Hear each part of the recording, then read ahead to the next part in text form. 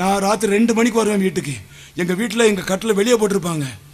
அம்மாவும் அப்பாவும் நான் வர வரைக்கும் தூங்க மாட்டாங்க.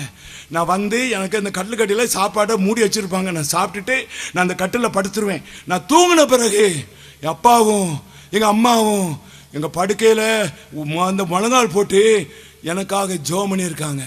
எனக்கு அது பின்னால் தான் தெரியும், ரொம்ப நாளை பிறதான் தெரியும், சொல்லக்கூட இல்லை. அவங்க எங்கள் அப்பாவும் எங்கள் அம்மாவும் என்னை ஒரு நாளாவது கடிந்து கொள்ளவே இல்லை. அதைத்தான் நான் என் பிள்ளைகளுக்கு செய்கிறேன். எனக்கு 3 பிள்ளைங்க இருக்காங்க. 3 பிள்ளைங்களும் ஆசீர்வாதத்தோடு இருக்காங்க. அவங்களுக்காக நான் ஜெபம் பண்ணுவது, அவங்க தூங்கும் போது அவங்களுக்காக நான் ஜெபம் பண்ணுவேன்.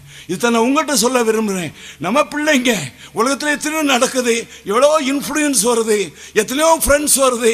ஒரு குறிப்பிட்ட சமயத்தில் நம்ம பிள்ளைங்க அப்பா சொல்கிறத கூட கேட்க மாட்டேங்காங்க, என் ஃப்ரெண்டு சொல்கிறத கேட்டுன்னு போயிடுறாங்க. ஆனாலும் நீங்கள் கடிந்து கொள்ளாதீங்க. அவங்க தூங்கும்போது நீங்கள் முழங்கால் படிக்கிடுங்க, அவங்களுக்காக ஜெபம் பண்ணுங்க. என்னை போல உங்கள் பிள்ளைகளை ஆண்டவர் மாற்றி விடுவார்.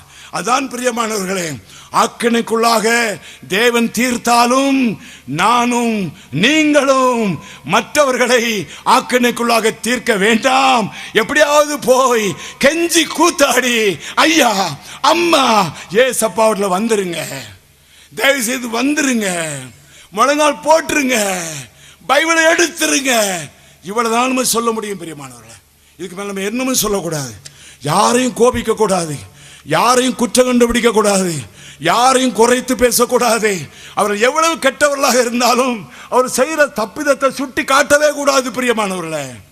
அது ஆண்டவர்கிட்ட சொல்லலாம்.